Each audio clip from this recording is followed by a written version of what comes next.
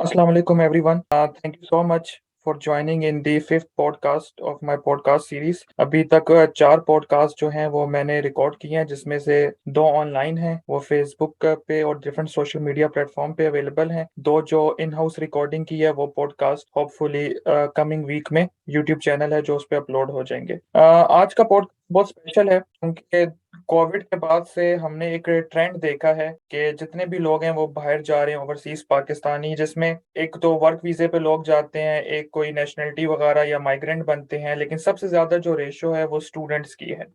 News पे भी आप देखते रहते हैं, सोशल मीडिया प्लेटफॉर्म्स पे भी आप देखते रहते हैं, मेरे खुद अपने काफी फ्रेंड सर्कल में भी लोग बाहर गए हैं। तो लेकिन जब आप स्टूडेंट के लिए जाते हैं तो उसमें कनाडा, अमेरिका, ऑस्ट्रेलिया से भी ज्यादा लोग जो हैं वो यूके की तरफ शिफ्ट जा रहे हैं। तो क्या रीजन है? एक तो मैंने भी सुना है थोड़ा वीजा प्रोसेस आसान है, लेकिन यूके में स्टडी का क्या सीन है, इसके साथ साथ जॉब का क्या सीन है, और आगे आप अपना जो वीजा है एज अ स्टूडेंट वीजा, वो किस तरह आप नेशनलिटी की तरफ जा सकते हैं, तो वो हम डिस्कस करेंगे। तो मेरे बहुत अच्छे दोस्त भी हैं, अफरा से आप, हम लोग कॉलेज के जमाने से साथ थे। फिर उसके बाद अफरा से आपका मेडिकल ताल्लुक था, फिर मेरा ताल्लुक था वो इंजीनियरिंग था। तो अभी एक दो साल बाद मेरे ख्याल से हम एक दूसरे को इसी सेशन के थ्रू देख रहे हैं। वैसे हम व्हाट्सएप वगैरह पे चैट करते रहते हैं। तो हम सेशन का प्रॉपर स्टार्ट करते हैं। अफरा साहब, मैं चाहूंगा कि एक बैकग्राउंड अपने बारे में, अपनी एजुकेशन, और क्या रीजन था कि आपने डिसाइड किया कि मैं शिफ्ट हूँ स्टडीज के लिए, मास्टर्स के लिए यूके। थैंक यू मोइस, अच्छा लगा दोबारा से आपसे बात करके। काफी वक्त बाद आपको देख रहा हूँ, बताना या, भूल गया। काफी अरसे बाद आपको देख रहा हूँ। बिल्कुल। बड़े बदल गए थे यार। शुरुआत तो प्री मेडिकल से की थी, फिर उसका सीन नहीं बन रहा था तो एडवर्स चला गया लॉ पॉलिटिकल साइंस के लिए। मजा नहीं आया। लाहौर चला गया, गवर्नमेंट कॉलेज यूनिवर्सिटी लाहौर, वहाँ मास्टर्स किया पॉलिटिकल साइंस में। इरादा तो ये था कि मास्टर्स कर लेते पॉलिटिकल साइंस में और सीएसएस कर लेते हैं।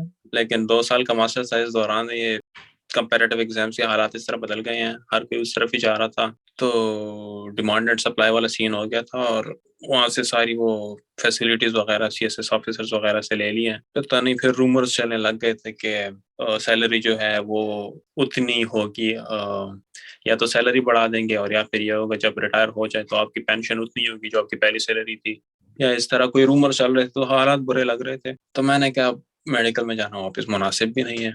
आर्मी के लिए अप्लाई किया था तो उन्होंने कहा आपका हाथ टेढ़ा है, हाँ। उधर भी नहीं हुआ। तो कैरी एंगल कह रहे थे बड़ा हुआ है, तो मैंने कहा चलो ठीक है, वहां भी नहीं सीएसएस करने का। अब सब कह रहे हैं कि कर सकते हो, लेकिन मुझे पता था कि नहीं कर नहीं कर सकते। सकते। तो शायद लक है, मे बी, लेकिन मैं जरा प्रैक्टिकल बंदा हूँ, मुझे बैठने वाला काम मुझसे होता नहीं है। तो मैंने कहा बस ये आ रहे हैं, आप आ रहे हैं, बाहर चले जाते हैं, कोई सीन बन गया तो ठीक है। पहले कनाडा के लिए नहीं, पहले मैंने यूरोप के लिए अप्लाई किया था। वहां से पोलैंड से ऑफर लेटर आ गया था स्कॉलरशिप के साथ।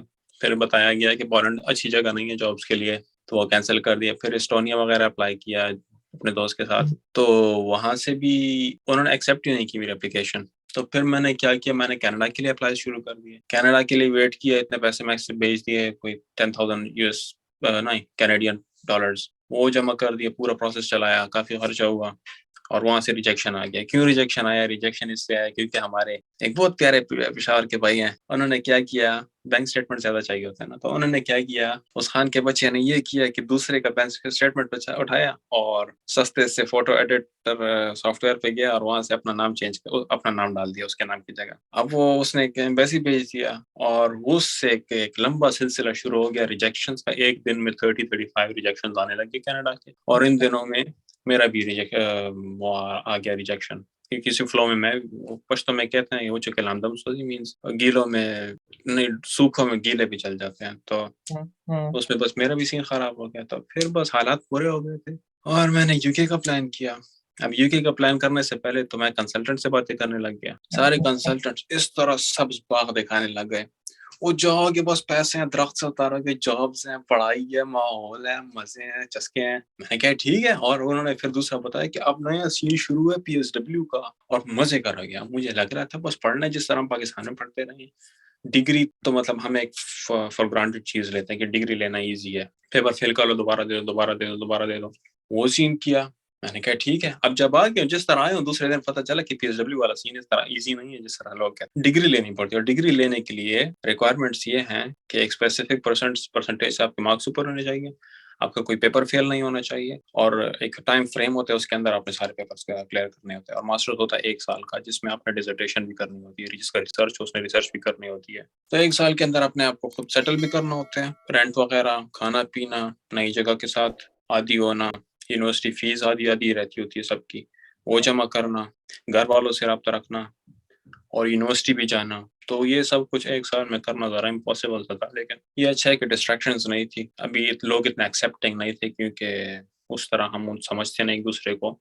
तो अच्छा है ये कि जब एक-दूसरे को नहीं समझते तो इतना फिर रब्ता नहीं होता, तो डिस्ट्रैक्शंस नहीं थी। तो पूरा 1 साल जो है पार्ट टाइम तो नहीं, हाँ, एक किस्म का पार्ट टाइम ही था, लेकिन वो कैश एंड हैंडी कहते हैं, वही करता रहा। और डिग्री ले ली बड़ी मुश्किलों से। मेरे काफ़ी दोस्त हैं जिन्होंने डिग्री नहीं ली, उन्होंने डिप्लोमा ले लिया, क्योंकि उनके पेपर फेल थे। एक का प्लेजरिज्म आ गया था, 21% था या कितना था, उसको तो पुलिस ले गई है, प्लेजरिज्म आया उसका। तो उसको उसको सिर्फ ये नहीं कहा कि आपकी डिग्री खत्म नहीं होगी, उसको ये भी कहा कि आपको हम यूनिवर्सिटी से भी निकाल रहे हैं, आप हमारे साथ दोबारा दाखिला भी नहीं ले सकते। हाँ, इतना कर सकते हैं आप किसी और यूनिवर्सिटी में दाखिला ले लें, लेकिन वो भी तब लें जब आप पाकिस्तान वापस जाएंगे, वहां से दोबारा अप्लाई करेंगे दूसरी यूनिवर्सिटी के लिए, तब आपको इजाजत मिलेगी। अच्छा अच्छा, तो ये डिसर्टेशन में प्लेजरिज्म आया था? नहीं, उसका पेपर में आया था।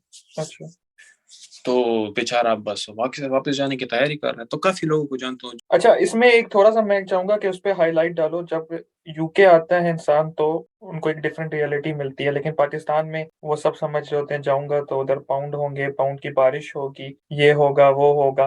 तो रियलिटी किस हद तक है? ये तो है, चाहे यूके के हालात जितने भी खराब हो जाए, जिस मुल्क से हम आए हैं या जिस सोसाइटी से हम आए हैं, साउथ एशिया से, तो वहाँ से जो भी आता है, चाहे यूके के हालात जितने भी खराब हो जाए, हमारे लिए बेहतरीन हालात है। लास्ट 4-5 मंथ से मैं देख रहा हूँ कि इन्फ्लेशन का बड़ा वो चर्चा है यहाँ पे, और लोग बहुत ज्यादा परेशान है, स्पेशली जो इंग्लिश लोग हैं, जो यहाँ के पैदाइशी हैं, उनकी नज़र में हालात इतने ख़राब हैं, और वो इस करंट सिचुएशन को मुशाबिहत देते हैं वर्ल्ड वॉर 2 की सिचुएशन के बाद। अच्छा और क्योंकि लास्ट टाइम यूके में बिजली गई थी 1946 में, 45-46 इन सालों में गई थी, क्योंकि 45 में वर्ल्ड वॉर 2 खत्म हुआ था, और तब यूके के हालात बड़े ख़राब थे, तो बिजली गई थी उन दिनों। हम्म तो उसके बाद ये कॉन्सेप्ट ही नहीं कि बिजली जाती है। लेकिन अब 3 महीने पहले से हमें बताया हुआ है हुकूमत ने कि बिजली जाएगी, तो लोग परेशान हैं। पहले से वार्निंग दे दी कि अब चूँकि इन्फ्लेशन हो गया, महँगाई हो गई, हालात ख़राब है, तो बिजली जाएगी। तो लोग अभी से तैयारियाँ कर रहे हैं, परेशान हैं, बहुत ज़्यादा परेशान हैं। जो भी आता है मिलता है, सबवे में मिल जाता है, ट्यूब में मिल जाता है या शॉप पे मिल जाता है। तो लाज़मी बात यही करते हैं कि बिजली जाएगी, सब टॉर्चेस खरीद रहे हैं, बड़ी टेंशन है। कितनी बिजली जाएगी? 1 घंटे के लिए जाएगी, ये क्या अच्छा, तो। और उनकी उनकी बस खराब हो रहे हालात है, पूरा घंटा बिजली हम करेंगे तो क्या करें। क्या करेंगे? ले रहे हैं, सेल ले रहे हैं, चार्जर ले रहे हैं, सोलर ले रहे हैं, और बेचारे, मैं उनको देख के मुस्कुरा रहा था बेचारे, अब इनको क्या बताऊं क्या करें? पाकिस्तान में क्या हालात है। एनीवे, बिल्कुल। हम जब आए हैं तो हमने कहा कि कूल सीन है, लेकिन फिर क्या हुआ, हमारी बारी में कोविड वाला सीन, क्वीन मर गई। पहले मर नहीं रही थी, मीम्स बनते थे कि क्वीन की इतनी लंबी उम्र है, क्वीन भी मर गई, 3 प्राइम मिनिस्टर भी चेंज हो गए, इन्फ्लेशन भी आ गई, इतने साल बाद बिजली भी जा रही है। तो हर तरफ से हम पे मतलब एक सिचुएशन इस तरह बन गई है कि क्राइसिस। बुरे हालात, इन्फ्लेशन भी हो गई है। बिल्कुल। तो लेकिन ओवरऑल इसके इफेक्ट बावजूद होता है, हालात लेकिन फिर भी ओवरऑल इफेक्ट होती है यहाँ की इकॉनमी, लेकिन फिर भी अगर आप पाकिस्तान के साथ कंपेयर करो तो हालात काफी बेहतर है। परफेक्ट यार, सेटिस्फेक्शन है। सेटिस्फेक्शन इस तरह है, 1 घंटा काम करना है, 10 घंटे करने, 20 घंटे करने, जितना करना है आपको, आप जितना काम करते हैं उसके मुताबिक आपको पैसे मिलते हैं। धोखा नहीं कर सकते। आप 1 घंटा सही काम करें, आपको 1 घंटे के पैसे मिलते हैं। अगर 2 नंबरी करते हैं तो ये आपको लोग नहीं कहेंगे कि आप गलत कर रहे हैं, या फिर अंग्रेज लोग हैं, वो सिंपल आपको वार्निंग देते हैं, उसके बाद कहेंगे यार आप जॉब छोड़ दो। तो आप जितना काम करते हैं तो उसका आपको मुआवजा जरूर मिलता है। मिलता है। तो कहता हूँ। अच्छा, जब स्टूडेंट वहां से, क्योंकि जब अप्लाई करते हैं तो वीजा इंटरव्यू वगैरह नहीं होते, यूके एम्बेसी इंटरव्यू नहीं लेती, सिर्फ आपकी यूनिवर्सिटी इंटरव्यू कंडक्ट करती है। चलो, वो तो स्टूडेंट जाते हैं कंसल्टेंट के पास और वहां से यूनिवर्सिटी भी चूज कर लेते हैं, अपना कोर्स भी चूज कर लेते हैं, और जिस सिटी में उन्होंने जाना है, मैनचेस्टर जाना है, बर्मिंघम जाना है, वहाँ की यूनिवर्सिटी में वो अप्लाई कर लेते हैं। ये तो उनकी प्रिपरेशन हो जाती है। लेकिन अगर एक स्टूडेंट आ रहा है यूनिवर्सिटी के अलावा, वो एकोमोडेशन के लिए कैसे प्रिपेयर करे, जॉब के लिए कैसे प्रिपेयर करे कि जब वो यूके लैंड करे तो एज अ स्टूडेंट, क्योंकि 20 आवर्स उसको अलाउ हैं, तो वो एकोमोडेशन कैसे फाइंड कर ले, जॉब कैसे फाइंड कर ले। क्योंकि मैंने काफी ग्रुप वगैरह भी ज्वाइन किया, तो इन चीजों का बहुत इशू आता है। तो उस इशू को कैसे ओवरकम करे और कैसे पाकिस्तान से प्रिपरेशन करके आए? अच्छा, इंटरव्यू से बात शुरू हुई। इंटरव्यू जो है यूनिवर्सिटी लेती है, लेकिन सारी यूनिवर्सिटी इंटरव्यूज नहीं लेती। अब मेरी यूनिवर्सिटी ने इंटरव्यू नहीं लिया था, बीपीबी यूनिवर्सिटी इंटरव्यूज लेती है। तो लेकिन ये केस पे भी होता है कि आपका case statement of purpose, motivation letter, जो भी आपका नाम देना चाहें उसको, वो कितना स्ट्रांग है। अगर आप अच्छा लिखते हैं तो इंटरव्यू की जरूरत नहीं पड़ती, अक्सर यूनिवर्सिटी इंटरव्यू लेती भी नहीं है। और जब स्टूडेंट्स आते हैं तो अक्सर स्टूडेंट्स मैं देख रहा हूँ जो आते हैं तो उनको यही लगा रहता है कि आसान है, सब कुछ ईजी है, लेकिन ईजी नहीं है। वर्ल्ड वाइड लोग आ रहे हैं, स्टूडेंट्स आ रहे हैं, आने की कोशिशें कर रहे हैं, बहुत ज़्यादा लोग आ रहे हैं। इनफैक्ट जनवरी में 25,000 इंडिया से लोग आए हैं, स्टूडेंट्स आए हैं ये लंदन में सेटल होने के लिए। तो आप अंदाजा लगा रहे हैं 25,000 is very big number. Pakistan से भी लोग काफ़ी आ रहे हैं, वर्ल्ड पूरी दुनिया से लोग आ रहे हैं। तो उनको अकोमोडेशन मिलना ज़रा मुश्किल इस तरह होता है क्योंकि हर कोई लंदन आना चाहता है, क्योंकि London is a metropolitan hub और बिजनेस हब है, एजुकेशनल हब है, टूरिस्ट हब है, और जो भी आना चाहता है लंदन का जिक्र करता है। तो यहाँ पे एक हजूम सा बना हुआ है और it is really difficult to find a place where you can't find any Asians, and by Asians I mean the people of subcontinent, previously subcontinent. हर जगह पे इंडियंस, पाकिस्तानी, कोई नेपाली, कश्मीरी, चाइनीज बहुत ज्यादा है। लंडनर जो है जो खास लंडनर वो बहुत ही मुश्किल से आपको मिलते हैं। इनफैक्ट बहुत सारे लंडनर्स ये जगह छोड़ के जा रहे हैं। तो और दूसरी कंस्ट्रक्शन बहुत शुरू हुई है यहाँ पे, घर बन रहे हैं क्योंकि, और छोटे छोटे कमरे, यहाँ पे 3 किस्म के कमरे होते हैं। सिंगल रूम होता है जिसमें आप सिंगल बेड होता है, छोटी सी अलमारी होती है और अक्सर उसमें एक सिंक भी होता है। और दूसरा होता है फिर डबल रूम। अब डबल रूम सुनने में तो बड़ा आता है, लेकिन डबल रूम उसको कहते हैं जिसमें सिर्फ डबल बेड आता हो एक, और छोटी सी बस एक जगह होती है जिसमें अलमारी होती है और आपका मेज होता है, छोटा सा मेज। और फिर आता है स्टूडियो फ्लैट। स्टूडियो फ्लैट तो पता है आपको, बताने की जरूरत तो नहीं। स्टूडियो फ्लैट, हाँ, जिसमें सब कुछ होता है, किचन भी होता है एक सब एक साथ, टॉयलेट वगैरह हाँ, बस बेडरूम होता ओपन है, होता है, हाँ। वही लाउंज होता है, वही किचन होता है और बस सिर्फ टॉयलेट के छोटे सी जगह होती है। तो रेंट्स जो है वो डबल हो गए हैं। लास्ट ईयर में आया था, रेंट जो था मेरा 300 तक था, अब मैं दे रहा हूँ 650। तो रेंट्स भी बढ़ गए हैं। तो स्टूडेंट्स के लिए अकोमोडेशन मिलना बहुत मुश्किल है। और दूसरा, अकोमोडेशन मिलता है इतना इजीली इसलिए नहीं है क्योंकि जो नया आता है तो जो रेंट पे देना चाहे अपना कमरा या घर, तो वो कहता है कि मुझे रेफरेंस चाहिए, और यहाँ आते ही किसी के पास तो रेफरेंस नहीं होता बिल्कुल। क्योंकि प्रीवियस अकोमोडेशन नहीं होती, किसी बिजनेस ओनर को नहीं जानता, वगैरह वगैरह। तो अकोमोडेशन ढूंढना बड़ा मुश्किल है। तो शुरू में इसीलिए दोस्तों का सहारा हो तो ये बेस्ट हो जाता है, वरना बहुत मुश्किल है। ठीक है। अब लोगों को जानता हूँ जिन्होंने पार्क्स में रातें गुजारी है, मस्जिदों में रातें गुजारी है शुरू में। ठीक है, टफ टाइम देखा है, क्योंकि अगर आप प्राइवेट एकोमोडेशंस के लिए जाते हैं, स्टूडेंट एकोमोडेशन, तो वो एक्सपेंसिव बहुत है और ईयरली आपको कॉन्ट्रैक्ट वगैरह उनका लेना पड़ता है, या तो काफी। अच्छा, जॉब्स के हवाले से क्या है, किस तरह की जॉब स्टूडेंट के लिए अवेलेबल है? क्योंकि हम सुनते हैं कि लोग आ रहे हैं तो वो या तो सिक्योरिटी जॉब्स कर रहे हैं या डिलीवरी कर रहे हैं, लेकिन जो आपका बैकग्राउंड है, आपने केयर में भी काम किया है, एज ए वॉलंटियर भी काम किया है और अभी एज ए टीचिंग में भी बैकग्राउंड है, तो किस तरह की जॉब स्टूडेंट के लिए अवेलेबल है और कौन सा पाथ स्टूडेंट को चूज करना चाहिए? यार, अभी जो मैं बात कहना चाह रहा हूँ, अगर यूके इमिग्रेशन वाले ने देख लिया तो शायद मुझे उठा के वापस भेज दें, लेकिन चलो, प्यारे भाइयों बहनों का भला हो जाएगा। स्टूडेंट्स आते हैं, उनको जॉब पहले दिन से करना लाजमी है क्योंकि जॉब नहीं करोगे तो बहुत ज़्यादा लॉस होता है पैसों का। और हमारे स्टूडेंट जो यूजुअली आते हैं वो अपने साथ एवरेज तौर पे 1000 पाउंड लेके आते हैं, तकरीबन 2.5-3 लाख रुपए। 1000 पाउंड यहाँ पे इस तरह है कि आपका 1 महीने का रेंट निकल जाता है, और उसमें आपका डिपॉजिट भी अगर आप देना चाहें तो वो तो पूरा 1000 आपका चला गया। फिर 1 महीने में आपने ट्रैवल करना होता है, अपनी गलतियां करनी होती हैं, आपके पास बैंक अकाउंट नहीं होता, आपके पास PRP, नेशनल इंश्योरेंस नंबर, अपने ड्राइविंग लाइसेंस के लिए अप्लाई करना होता है, मुख्तलिफ किस्म के इंश्योरेंसेज लेने होते हैं, फ़ोन पैकेजेस करने होते हैं, गर्म कपड़े लेने होते हैं, सर्दी बहुत है, शूज़ वगैरह जो भी आता है पहले महीने में सबके फट जाते हैं क्योंकि माशाल्लाह से पाकिस्तानी क्वालिटी के शूज़ जो भी लेके आता है पहले महीने में फट जाते हैं। तो शुरू में 1000 पाउंड इस तरह उड़ जाते हैं। तो जॉब जो है, लोग आते ही ढूंढते हैं कैश इन हैंड जॉब्स, या नहीं, पहले जो हवाई लोग हैं, जो कंसल्टेंट्स बताते हैं कि जाओ डायरेक्ट जॉब मिल जाता है, तो वो उस रास्ते पे जब जाते हैं तो वो आते ही 20 आवर्स अ वीक वाली जॉब पकड़ सकते हैं क्योंकि एज अ स्टूडेंट आप 20 आवर्स अ वीक काम कर सकते हैं, और वो जॉब ढूंढने मिलने में तकरीबन महीना लग जाता है क्योंकि वो बैकग्राउंड चेक्स करते हैं, DBS चेक कहते हैं, DBS कहते हैं उसको, मतलब पुलिस क्लियरेंस चेक होता है, वो बच्चों का अलग होता है, बड़ों का अलग होता है, बूढ़ों का। तो वो करना होता है, इस प्रोसेस में 1 महीना लग जाता है। तो वो कहते हैं यार 1 महीना लगेगा और मुझे, मैं सिर्फ 20 आवर्स अ वीक जॉब कर सकूंगा, तो इससे अच्छा मैं कैश इन हैंड देख लेता हूँ। तो वो क्या करते हैं, सिक्योरिटी का काम शुरू कर लेते हैं, बैच बना लेते हैं, तकरीबन 20-25 दिन में वो बन जाता है, सब कुछ हो जाता है। अब सिक्योरिटी का बिल्कुल फेवर मैं नहीं करता, आई हेट इट, मैंने कभी नहीं किया, ना मेरे पास बैच है, ना मैंने कभी सिर्फ वो प्रोसेस किया इसका। और डिलीवरी का काम करते हैं, वो भी मुझे बुरा लगता है। अब बुरा और ना बुरा की वजह ये नहीं है कि काम अजीब है या नहीं है, मतलब ऑड जॉब है। मैंने इससे ऑड जॉब मैंने बहुत जॉब्स किए, दीवारें मैंने साफ की हैं, टॉयलेट साफ किया मैंने, कैनोपी साफ की है, विंडोज साफ किए हैं, शीशे साफ किए हैं। उस लिहाज से मैं कह रहा हूँ कि मुझे बुरे लगते हैं क्योंकि इसमें ग्रोथ नहीं है, आप कुछ सीख नहीं सकते, आपका एक्सपीरियंस मींस आप चाहे इसमें 1000 साल एक्सपीरियंस ले लें, आपकी इमिग्रेशन स्टेटस उससे चेंज नहीं होता। आपकी एक्सपीरियंस जो है फर्दर जॉब प्रोस्पेक्ट्स उसमें मतलब नहीं बढ़ते, आप उसमें ग्रोथ नहीं कर सकते। अब सिक्योरिटी में आप सिक्योरिटी में रहेंगे, आप डिलीवरी ही करेंगे। इससे अच्छा है बंदा जो है ऐसी जॉब कर ले, दुकान में काम करें, उसका फायदा है।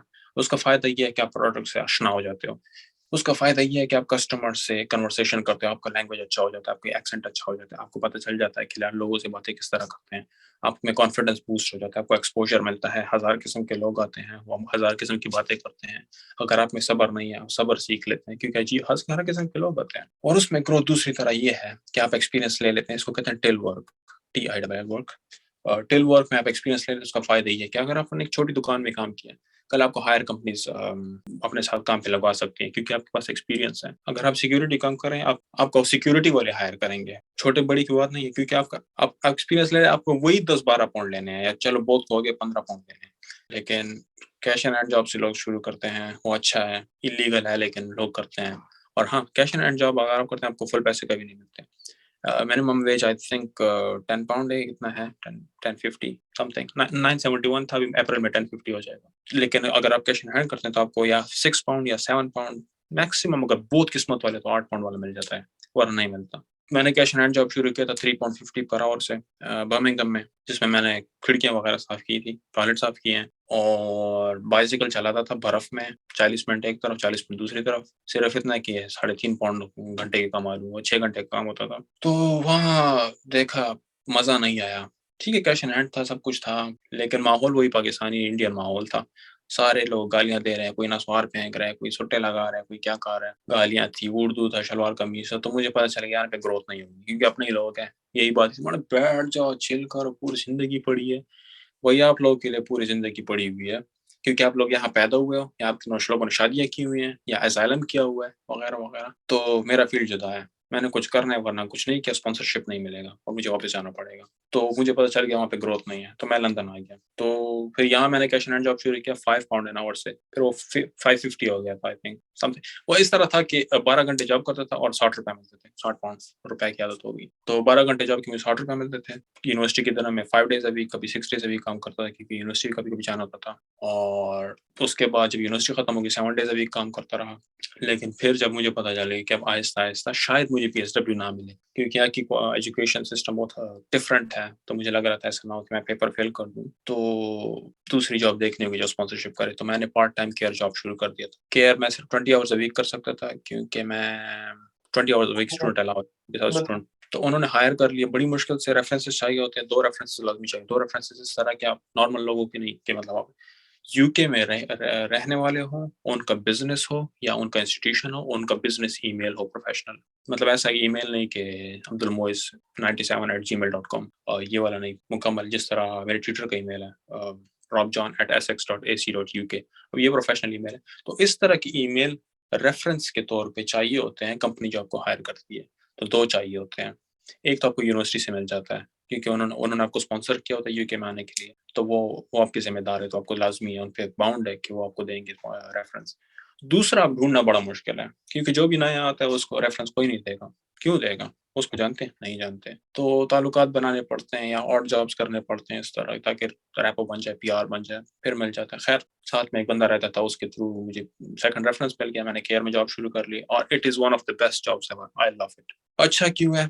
चिल काम है। अब 2 किस्म के, एक नर्सिंग है, एक केयर है। नर्सिंग में ये है कि आपने एक घर में बंद, एक बिल्डिंग में बंद रहना है और सारे मरीज आपके पास होंगे और आपने उनका ख्याल रखना होता है नॉन स्टॉप। अब दूसरा जो है, मैं केयर करता हूँ और इसमें केयर में भी मुख्तलिफ किस्म है, लेकिन मैं डोर टू डोर करता हूँ, इसको कहते हैं home instead. Door to door में ये सीन है कि हाउस नंबर 207 में जो है एक बंदा है, फिर स्ट्रीट नंबर 5 में, हाउस नंबर 33 में दूसरा बंदा है। तो इस टाइम से इस टाइम तक आपने इसके साथ होना, इस टाइम तक आपने इसके साथ होना। तो ये काम बहुत मजे का इसलिए है क्योंकि आप चिल होते हैं, आपको पता होता है कि मैंने इस बंदे के साथ ये करना है, इसका नाश्ते का टाइम है, इसको नाश्ता देना है, या इसके सर पे कोई रैश आया वो इस पे थोड़ा सा ऑइंटमेंट लगाना है, या उनके साथ बैठना है, गप लगाना है, या उनके साथ बैठ के आज TV देखना है। या उनके साथ बाहर जाना है या टेस्को जाना है, शॉपिंग करनी है उसके लिए, तो आपके पास पहले से लिस्ट बना होता है, ऐप में आ जाता है कि आपने ये करना है। तो वो बेस्ट जॉब है और रिलैक्सिंग जॉब है। आप जाके चाय पिए, उनके साथ बैठे, गपशप लगाएँ, फ्रिज में जो खाना पड़ा होता है, वो कुछ खाना-पीना अपना हो तो वो ले लें उनसे, और रिवार्डिंग है, सैटिस्फैक्शन है। लेकिन इसमें चाहिए होती है कंसिस्टेंसी, रिलायबिलिटी, डिटर्मिनेशन और मतलब एतबार होना चाहिए कि यार मैं काम बंदे तक पहुँच जाऊँगा। मेरी बातें चलती रहेंगी मोइज़ भाई, आप बोलो, ये क्यों वो शुरू होगा सही है। यानी केयर की जॉब आपने हाईलाइट की ना कि एज अ डी स्टूडेंट आप केयर की जॉब कर सकते हैं बानिस्बत ये कि आप सिर्फ वही करते रहें सिक्योरिटी या वो, क्योंकि उसमें ग्रोथ नहीं है, तो ये एक वैलिड पॉइंट है। अच्छा, अगर एक स्टूडेंट अभी आ रहा है, जॉब्स की भी बात होगी, यूनिवर्सिटी में एडमिशन भी मिल लिया, सिटी भी सिलेक्ट कर ली, क्या एक्सपेंस होता है अराउंड अबाउट? अभी इन्फ्लेशन भी है यूके में, एक राउंड फिगर कितना एक्सपेंस होता है एक स्टूडेंट के लिए? पाउंड में बात करूँगा, रुपयों में ज़रा शायद गलत हो जाऊँ। रफली 13,000 एवरेज हम लगा लेते हैं, ट्यूशन फ़ी है, और फिर टिकट्स होते हैं तकरीबन 1.5 लाख रुपए वन वे टिकट लगा लें, बिल्कुल। और इस तरह फिर रेंट यहाँ का आते ही रेंट देना होता है। तो रेंट तकरीबन एवरेज मैं लगा लेता हूँ, अगर लंदन में आना हो 600, 650 एक सिंगल रूम का हम्म। पाउंड्स। तो वो और शेयर्ड रूम होगा? डिपेंड करता है, अगर शेड मिल जाए तो अच्छा नहीं है, लेकिन मीनवाइल गुज़ारे के लिए ठीक है। अगर शेयर्ड रूम हो तो वो डबल रूम होगा, मतलब थोड़ा-सा बड़ा होगा सिंगल रूम से। ठीक है, ठीक है। लेकिन फिर भी रेंट यही 400 तक आ जाता है शेयर्ड में भी। और हाँ, लोग कहते हैं ड्राइविंग लाइसेंस बना लेते हैं, उधर जाके गाड़ी चलाएँगे। मुझे एक बात बताओ, लाइसेंस, इंटरनेशनल ड्राइविंग लाइसेंस आपने बना लिया, आप आ गए। 1 साल का उसका टाइम होता है, एक्सपायरी होती है। आप आते हैं, आप यूनिवर्सिटी का काम करेंगे, आप घर ढूँढेंगे, आप जॉब करेंगे, आप क्या करेंगे? आप गाड़ी लेंगे, आपके पास इतने पैसे हैं गाड़ी की ले लें, ठीक है, आपके पास आ गई है। आप सड़क पे गाड़ी चला रहे हैं, आपने दूसरी गाड़ी ठोक दी, फिर क्या होगा? आपके हम्म। पास इतने पैसे हैं कि एक आपने बीएमडब्ल्यू ठोक दी या लैम्बोर्गिनी ठोक दी, पोर्श ठोक दिया। आप इतने पैसे हैं कि आप उसके सिर्फ स्क्रैच के पैसे भर दो। आप पूरे 2 साल जॉब करोगे मिनिमम वेज पे, तब आपको उसका स्क्रैच भर सकोगे। बिल्कुल, बिल्कुल। तो मैं बिल्कुल भी वो नहीं करूँगा कि एडवाइस नहीं करूँगा कि लोग आ जाएँ और आते ही गाड़ी चलाना शुरू कर दें। तो इंटरनेशनल लाइसेंस बनाने का फ़ायदा भी नहीं है, ना बनाओ। ठीक है, ठीक है। तो खर्चे इस तरह के, ट्यूशन फ़ी जो है वो इनिशियली घर से जो है वो तकरीबन लोग यूजुअली 3 से 4,000 पाउंड सबमिट कर लेते हैं, और बाकी कहते हैं कि हम 8, 9, 10,000 जितने भी बच गए, वो हम इधर आके कमा के शायद डाल देंगे। तो 1 साल में आपके पास तकरीबन 7 महीने का वो होता है, इंस्टॉलमेंट का प्लान बन जाता है, और हर महीने अगर आप 2,000 या 1,600, 2,000 कमा लेते हैं, उसमें से आपको बचते हैं तकरीबन 800, 900। अगर सही लगन से काम करें, नॉन स्टॉप 12-13 घंटे रोज़, तब आपके पास हर महीने 1200-1300 या 1,000 पाउंड, इस तरह डिपेंड करता है, बच जाते हैं। तो फिर आप सिर्फ यही बहुत पे हो जाए तो आप 5-6,000 पाउंड सबमिट कर सकते हैं, इससे ज़्यादा नहीं। हुँ, तो इतने जमा कर लें घर से कि आपको सिर्फ 4-5-6,000 का वो बच जाए पीछे, वरना फिर एंड वक़्त में मुश्किल हो जाती है। बिल्कुल, बिल्कुल। ठीक है। अच्छा, चलो जी, बाद स्टूडेंट आ भी गया, मास्टर्स भी कर लिया, ठीक है। अब उसके अल्हम्दुलिल्लाह। बाद क्या वो करे कि वो पीएसडब्ल्यू उसको मिले या नेशनैलिटी की वो तरफ जाए? पहले पीएसडब्ल्यू पे थोड़ा बात कर लेते हैं। वो तो हो गया कि आपको यूनिवर्सिटी से क्लियर हुआ। लेकिन कौन-सी ऐसी जॉब्स हैं कि अगर वो स्टूडेंट करे या उस फील्ड में जाए, तो वहाँ उसको स्पॉन्सरशिप के चांसेस ज़्यादा हैं? अच्छा, नेशनलिटी, पीएसडब्ल्यू और स्पॉन्सरशिप, ये तीनों अलग-अलग चीज़ें हैं। पीएसडब्ल्यू से स्टार्ट लेते हैं। पीएसडब्ल्यू जो है वो आपको 2 साल का मिलता है। मैंने कल अप्लाई किया है पीएसडब्ल्यू के लिए रात को। हुँ, क्योंकि मेरा भी वीज़ा था, लेकिन मैंने कहा टाइम से अप्लाई कर लेते हैं 15-20 दिन पहले। तो 1963 पाउंड पीएसडब्ल्यू के हैं, जो कंसल्टेंट्स नहीं बताते। वो हुँ, कहते हैं बस हवाओं में हो, क्योंकि अगर उधर ही बैठ के पेशावर में बैठे ऑफ़िस में, कंसल्टेंट आपको कहता है कि आपने कितने 2,000 पाउंड, ये तकरीबन साढ़े 4-5 लाख रुपए होंगे, कितने हो गए? हुँ, तो कंसल्टेंट आपको वहाँ कहे कि हाँ, आपने 4-5 लाख रुपए दाखिल करके आपने 2 साल का वीज़ा एक्सटेंड करना है। उधर स्टूडेंट की फट जाती है, सॉरी, कि कि ये मैंने ठीक इतने पैसे और भी दूँगा, है। हुँ, तो वो नहीं बताती ये चीज़ें। वो सब्ज़ बाग दिखाते हैं। तो पीएसडब्ल्यू लेना आसान काम नहीं है, हलवा नहीं है। डिग्री लेनी पड़ती है, सबसे बड़ी रिक्वायरमेंट डिग्री लेना आसान काम नहीं है। सबसे पहले ऊँची चीज़ है डिग्री। अगर डिग्री नहीं हुई तो आपको डिप्लोमा मिलता है, डिप्लोमा से भी गिर गए आप नीचे तो फिर आपको सर्टिफिकेट मिलता है, पीजी सर्ट कहते हैं उसे। पीजी सर्ट से भी आपको पीएसडब्ल्यू नहीं मिलता, डिप्लोमा से भी आपको पीएसडब्ल्यू नहीं मिलता, मिलता है तो आपको सिर्फ डिग्री लेके पीएसडब्ल्यू मिलता है। पीएसडब्ल्यू 2 साल का होता है, नॉन एक्सटेंडेबल, नॉन रिन्यूएबल, आप दोबारा अप्लाई नहीं कर सकते पीएसडब्ल्यू के लिए, लाइफ में सिर्फ एक दफा ले सकते हैं पीएसडब्ल्यू। और पीएसडब्ल्यू जब आप ले लेते हैं, आप फुल टाइम वर्क के लिए एलिजिबल होते हैं, और उसमें सबसे पहला जो काम करना होता है, उसमें आपने एक्सपीरियंस के लिए दौड़-धूप शुरू कर लेनी होती है। क्योंकि जब उससे पीएसडब्ल्यू से पहले आप मोस्ट ऑफ द ईयर के लिए आप स्टूडेंट होते हैं, तो आप 20 आवर्स वीक से ज़्यादा काम नहीं कर सकते ऑफ़िशियली। जबकि आपको चाहिए तो ऑफिशियल एक्सपीरियंस चाहिए, तो आप सिर्फ PSW में हासिल कर सकते हैं। तो बेस्ट ये होता है कि या तो आप स्पॉन्सरशिप देने वाली कंपनीज के साथ जॉब शुरू कर लें। अगर वो आपको डायरेक्ट जॉब नहीं देती, तो आप रेलेवेंट किसी और कंपनी में जॉब शुरू कर ले with in the same field. तो आप एक्सपीरियंस मिल जाएगा वहां से। आप एक्सपीरियंस ले लेते हैं, फिर जो स्पॉन्सर करती है, फिर आप उनके साथ काम शुरू कर लें। वो आपको डायरेक्ट हायर करेंगे क्योंकि आपके पास एक्सपीरियंस होगा। एक्सपीरियंस की वैल्यू है। एक्सपीरियंस यहाँ मैं देखता जो स्कूल कर लेते हैं ना, स्कूल, वो लोग अक्सर लोग या मैक्सिमम कॉलेज जो कर लेते हैं वो डिग्रियों के लिए नहीं जाते हैं। Degree is a waste of money, degree is a waste of time. कोई मैं नहीं देख रहा कि यार वो मतलब वो 1 in a million लोग मैं कहूँ कि हैं। बहुत बहुत कम लोग हैं जो अपनी पढ़ाई की वजह से बहुत आगे चले जाते हैं। अक्सर लोग जो मैं देखता हूँ बहुत ज्यादा कमा रहे हैं, वो क्या करते हैं, स्कूल कर लेते हैं, स्कूल के बाद डायरेक्ट 1-2 साल 3 साल 4 साल अप्रेंटिसशिप कर लेते हैं, जिसको इंटर्नशिप कहते हैं। वो कर लेते हैं, एक्सपीरियंस ले लेते हैं और साथ में पैसे भी कमा रहे थे क्योंकि फ्री तो कोई काम नहीं है। आप ट्रेनिंग कर रहे हैं, आपको पैसे मिलेंगे। आप लर्निंग कर रहे हैं, आपको पैसे मिलेंगे। आप अप्रेंटिसशिप कर रहे हैं, आपको पैसे मिलेंगे। आप इंटर्नशिप कर रहे हैं, आपको पैसे मिलेंगे घंटे के हिसाब से। तो लोग क्या अप्रेंटिसशिप शुरू कर लेते हैं, एक्सपीरियंस ले लेते हैं और फिर किसी फर्म में भी अप्लाई करते हैं, मिल जाता है उनको जॉब। तो स्पॉन्सरशिप रह जाती है हमारे जैसे लोगों के लिए। अब एक और ट्रेंड शुरू हुआ स्पॉन्सरशिप खरीदो फरोख्त का। तो लास्ट ईयर इन जनवरी ये था तकरीबन 10,000 12,000 पाउंड्स का एक स्पॉन्सरशिप लोग बेच रहे थे। जो फॉर एग्जाम्पल मेरी कंपनी है, मैं कहता हूँ कि यार पैसे कमा लेता हूँ, इसको स्पॉन्सरशिप चाहिए, फ्रेश आया है, जॉब पैसे कमा रहा है, मैं इसे 10,000 रुपए पे ये स्पॉन्सरशिप बेच देता हूँ। अब उसकी डिमांड इतनी बढ़ गई है, अब 15,000 फिर 17,000। अब मैंने पिछले दिनों देखे नेपाल से एक बंदा था, उसने 25,000 पाउंड का स्पॉन्सरशिप खरीदा है अकेले अपने लिए। तो इस तरह इतना बढ़ गया और सारी स्पॉन्सरशिप जो मिल रहे हैं, जो खरीद फरोख्त में है, वो केयर में है, हेल्थ केयर में, सोशल केयर में, एल्डर केयर में, चाइल्ड केयर में, सब इसी में। तो अब एक्सपीरियंस अब 2 तरीके स्पॉन्सरशिप लेने के, या तो आप खरीद लें और या तो एक्सपीरियंस हासिल कर लें, उनके साथ जॉब करें और फिर एंड में आपको फ्री में दे देते हैं। एंड में तो नहीं, 2 साल 1 साल के अंदर भी दे कुछ देते हैं। 6 रिक्वायरमेंट उनकी होंगी, सॉरी रिक्वायरमेंट के बाद आपको देते हैं ना, आपने एटलीस्ट 6 महीने काम किया, साल काम किया उस कंपनी में, फिर आपको वो इशू। तो वो इस चीज को भी देखते हैं कि फॉर एग्जांपल अभी ये स्टूडेंट अपने PSW में है और एक वो अभी 1 साल से कर रहा है, तो उसी वक्त उसको दे देते हैं या नहीं, वेट करते हैं कि जब इसका PSW के 2 साल खत्म होंगे तब हम इसको स्पॉन्सरशिप ऑफर करेंगे। नहीं, बीच में भी दे सकते हैं। ठीक है, डिपेंडिंग अपॉन कंपनी। कंपनी पे भी डिपेंड करता है, आपकी मेहनत पे भी डिपेंड करता है कि आप विलिंग है या नहीं। आप ज्यादा आप मतलब आप अपने आपको काम दिया गया है 10 कैसे शो करवाते घंटे, हैं, बिल्कुल। आप कहते हैं कि यार कल बंदा नहीं आ रहा, मैं डबल शिफ्ट लगा लेता हूँ, कंपनी को नुकसान ना पहुंचे, तो बॉस खुश हो जाता है, हाँ ये हार्ड वर्किंग है, तो जल्दी दे देते हैं। वो करें, ठीक है, ठीक है। अच्छा, ये हो गया केयर में स्पॉन्सरशिप। अच्छा, टीचिंग में भी सुना है काफी, मैं देख रहा था एक आर्टिकल यूके में, तो उन्होंने टीचर वीजा भी शुरू की हैं, जो नाइजेरिया के लिए है, इंडिया के लिए है, मलेशिया है, हांगकांग है, पाकिस्तान उसमें नहीं है।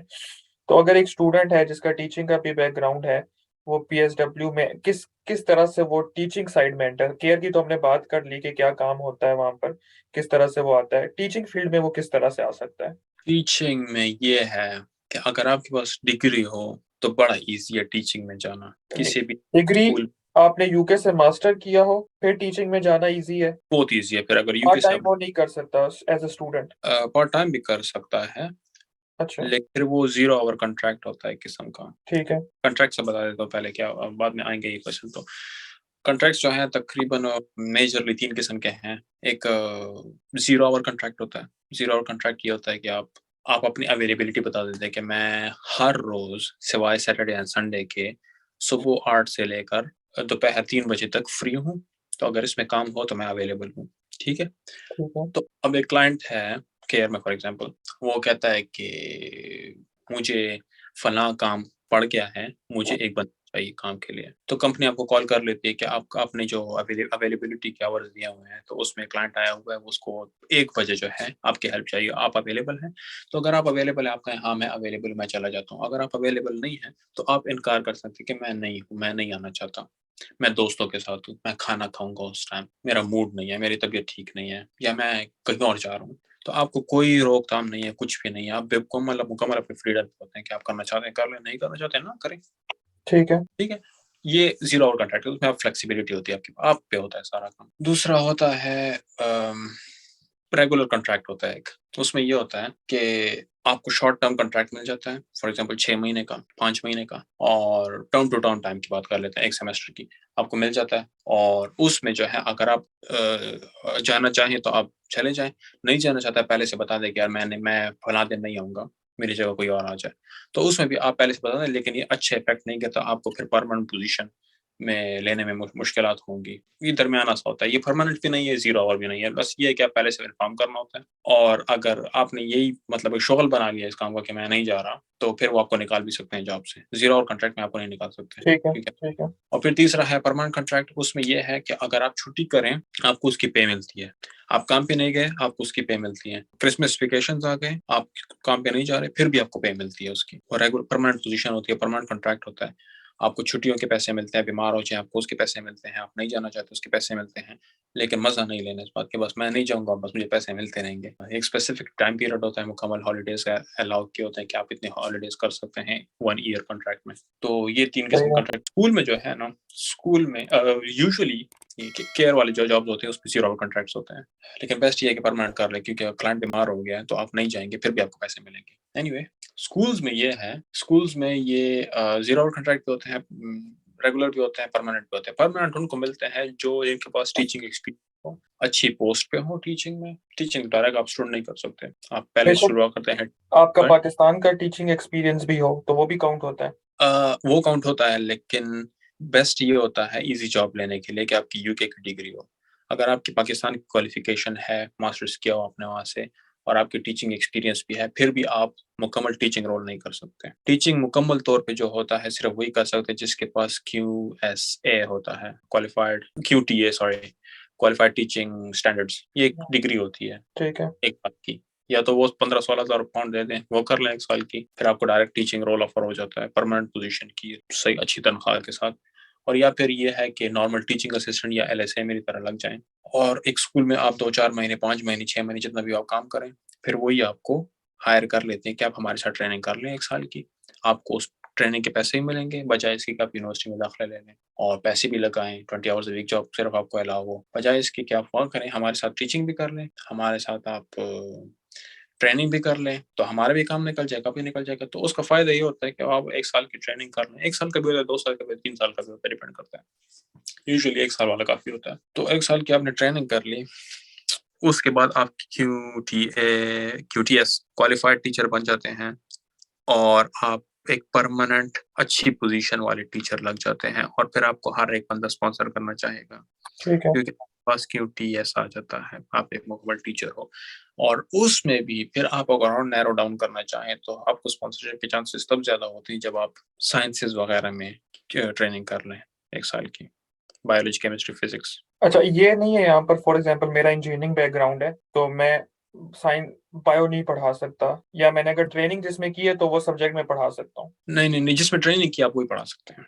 ठीक है, अगर मैंने हिस्ट्री में ट्रेनिंग की है तो मैं हिस्ट्री पढ़ाऊंगा, अगर बायो में ट्रेनिंग की है तो बायो पढ़ाऊंगा। यस, रिस्ट्रिक्शन नहीं है, लेकिन आपको जॉब मोस्ट प्रोबब्ली उसी में मिलेगी। ठीक है, तो मैंने स्कूल में ट्रेनिंग भी कर ली तो वही स्कूल मुझे स्पॉन्सर करता है, या नहीं मैं कहीं और भी अप्लाई कर सकता हूँ, या आप मुझे खुद करना है? अगर आपने ट्रेनिंग फॉर एग्जांपल मेरे स्कूल में किया, हॉलैंड पार्क स्कूल में, तो आप वहाँ भी अगर उनके पास वैकेंसी हो तो आप वहाँ भी जॉब शुरू कर सकते हैं, कहीं और भी शुरू कर सकते हैं। ये भी हो गया स्कूल का। बेस्ट तरीका क्या है एक स्टूडेंट के लिए जो पीएसडब्ल्यू पे है, या उसने अपनी स्टडीज कंप्लीट कर ली है, कि वो स्पॉन्सरशिप कंपनीज कैसे ढूंढे? गूगल पे सर्च करे, या पहले वो अपनी फील्ड ढूंढे कि मैंने केयर में जाना है या टीचिंग में जाना है, फिर उधर वो ढूंढे? तो क्या बेहतरीन तरीका है जो तरीका आपने यूज किया? जो तरीका मैंने यूज़ किया, मैंने तो बड़ी शैतानत की है। मैंने शैतानियत इस तरह की है कि मैंने स्कूल में जो है फुल टाइम जॉब पकड़ ली है, 5 days a week, Saturday Sunday बच्चों का ऑफ होता है।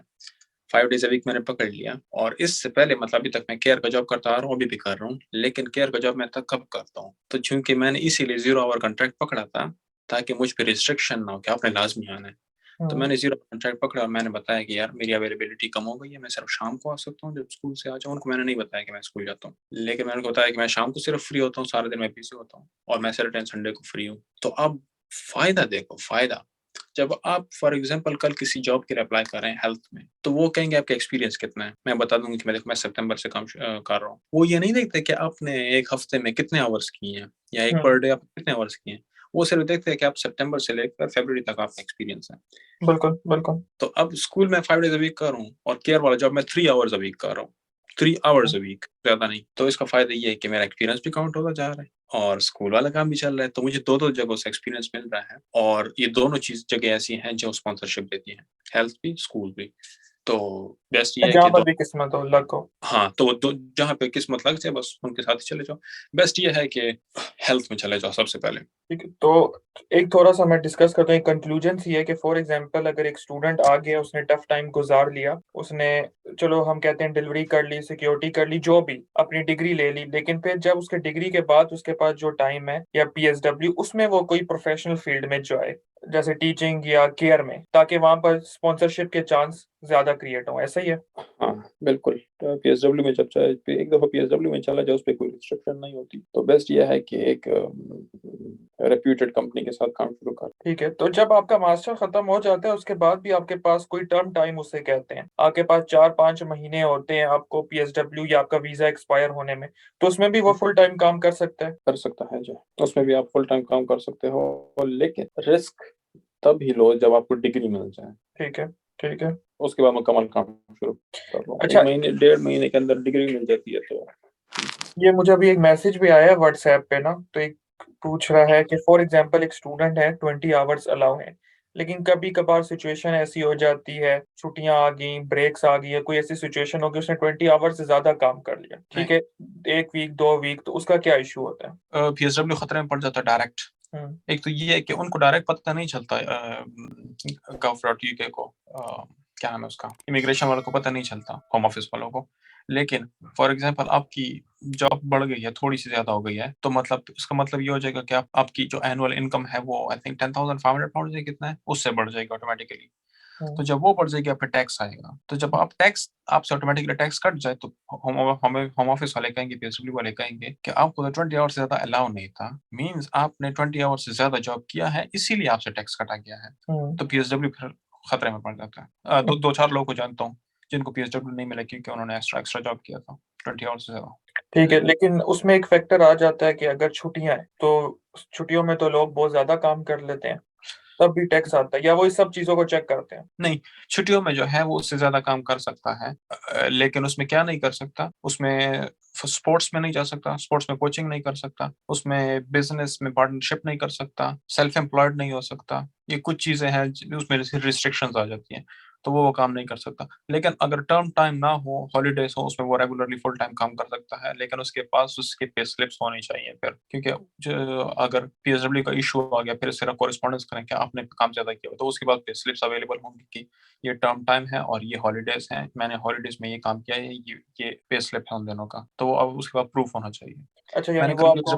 पीएसडब्ल्यू के लिए मैंने कल अप्लाई किया, तो उसमें आखिरी पॉइंट जो था वो एविडेंस था, तो वो तभी आपसे मांगते हैं जब कोई मसला आ जाए, तो वो लाजमी रखना चाहिए अपने पास। ठीक है, जब आप अप्लाई करते हैं तब नहीं, अगर आपका पीएसडब्ल्यू रिजेक्ट हुआ तो वो आपसे एविडेंस मांग सकते हैं, हाँ, या आप दोबारा री अप्लाई कर सकते हैं, अपील कर सकते हैं? फिर सॉलिसिटर की हेल्प चाहिए होगी आपको, और सॉलिसिटर बहुत ज्यादा चार्ज करते हैं, बहुत। ठीक है, लेकिन अगर आप पीएसडब्ल्यू के अप्लाई कर रहे हैं तो आप ये सारी जो एविडेंस है वो साथ प्रोवाइड करते हैं या नहीं, बाद में नहीं जब नहीं, इशू? बात अगर इशू बन जाए तभी। ठीक है। ठीक है, सही है, बिल्कुल सही है। थैंक यू सो मच अफरा साहब, जो पूरा एक ओवरऑल फीडबैक दिया, जिसमें हमने जॉब को भी ज्यादा डिस्कस किया, स्टूडेंट को भी डिस्कस किया, और एक पूरा जो एक रियलिटी, जो सारा सिनारियो जो तुम्हारे साथ गुजरा वो तुमने डिस्कस किया, ताकि एक रियलिटी स्टूडेंट को पता चले। एक कोई एडवाइस जो स्टूडेंट या यूके में है, पीएसडब्ल्यू में है, या स्टडी कर रहा है, या अभी पाकिस्तान से आ रहा है, एक एडवाइस जो तुम उसको देना चाहो अपने एक्सपीरियंस से? अगर पैसों की बहुत ज्यादा जरूरत नहीं है तो शॉर्ट टर्म ना सोचो, लॉन्ग टर्म सोचो, और ये सिक्योरिटी और डिलीवरी वगैरह ना करो।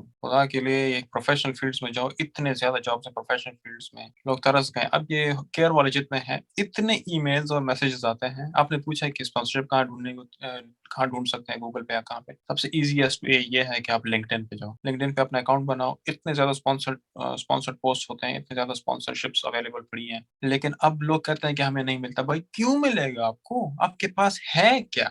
आपके पास एक्सपीरियंस नहीं? क्यों? क्योंकि आपने डिलीवरियां की होती हैं, आपने सिक्योरिटी के काम किए होते हैं, आपने रिटेल में काम किया होता है। आपको कहाँ से मतलब स्पॉन्सरशिप क्यों दे आपको? आपके पास इसमें डिग्री है? नहीं, अक्सर लोगों के पास रेलेवेंट फील्ड में डिग्री नहीं होती जो जिसमें स्पॉन्सरशिप हासिल करें। अब मेरा जो है पहली डिग्री मतलब यूके में जो डिग्री मैंने लिया वो पब्लिक पॉलिसी में थी, पॉलिटिक्स के साथ है, लेकिन मैं जॉब कर रहा हूँ हेल्थ में भी और मैं स्कूल में भी कर रहा हूँ, जबकि मेरा जो डिपार्टमेंट है वो पब्लिक एडमिनिस्ट्रेशन है। तो 2 मुख्तलिफ जॉब कर रहा हूँ, बिल्कुल अपनी डिग्री से जुदा। तो एक्सपीरियंस लो सबसे पहले, उसके अगर आपको पैसों की बहुत अशद ज़रूरत नहीं है तभी मैं कह रहा हूँ। ऐसा ना हो कि पैसे जेब खाली हो, यूनिवर्सिटी फीस रहती हो और आप कह रहे हो कि नहीं मैंने एक्सपीरियंस लेना है। अगर ज़्यादा ज़रूरत ना हो तो प्रोफेशनल फील्ड में जाओ, टीचिंग में जाओ, हेल्थ में जाओ, एक्सपीरियंस लो। इसके अलावा आप अपना ओके। टाइम वेस्ट कर रहे हो।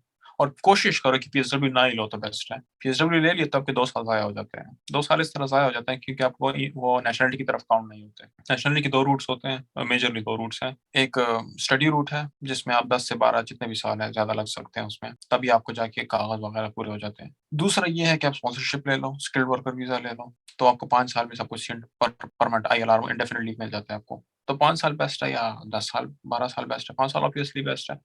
तो पीएसडब्ल्यू अगर आपने ले लिया तो आपके 2 साल जो है आप तो ले लेंगे लेकिन वो ज़ाया हो जाएँगे क्योंकि वो ना स्पॉन्सरशिप वाली रूट की तरफ ग्रोथ देता है, ना स्टडी रूट पे आपको ग्रोथ देता है। ठीक है, तो ठीक है। Thank you so much. एक बहुत अच्छा इंपॉर्टेंट फीडबैक दिया। मैं उम्मीद करता हूँ जो देख रहे हैं अभी भी लाइव, काफी लोग सेशन देख रहे हैं, उनको भी हेल्प मिलेगी। जब यूट्यूब पे आएंगे तो उनको भी हेल्प मिलेगी। Thank you so much. अगर मेरे पास कोई क्वेश्चन हुआ तो मैं व्हाट्सएप पे तंग करता रहूंगा। नहीं, ज़रूर मुइज़ भाई यार, आपने मुझे पता है मैंने आपको फॉर्मली थैंक नहीं किया, काफ़ी हेल्प की आपने मेरी डिफरेंट जगहों पे और इमरजेंसीज़ में भी आपने मेरी हेल्प किया जो मैं पब्लिक में नहीं बताना चाहता। ऐसे ना लोग फिर कहें हमें भी। तो क्योंकि जो लोग यहाँ पे आते हैं उनको फिर उस चीज़ की ज़रूरत होगी जिस चीज़ की ज़रूरत मुझे थी जो आपने मुझे प्रोवाइड की। हाँ, तो तो उसका वो, ज़िक्र नहीं करता। हाँ वो ठीक है। लेकिन सही है, बहुत बहुत बहुत शुक्रिया। हाँ? शुक्रिया यार। Thank you so much, thank you so much for your time. अभी वहाँ, यहाँ पर तो अभी रात हो रही है, वहाँ भी अभी मेरे ख्याल क्या टाइम हो रहा होगा, 5 बज रहे होंगे। चलो ये पाँच खाना बना दो अभी। हाँ, ये भी स्टूडेंट का काम है। चलो अपना ख्याल रखो, बहुत बहुत हमारे लाइफ की खिदमत हो तो हमें याद रखो। फिर आप जब पाकिस्तान आओगे तो आपसे मुलाकात होगी। ज़रूर भाजी, बस बर्फ़ हो रही है, जाते हैं, ओके, चिल करते हैं। Okay, take care. ओके, ठीक, थैंक अल्लाह यू। हाफिज़, अल्लाह अल्लाह हाफिज़। हाफ़िज़।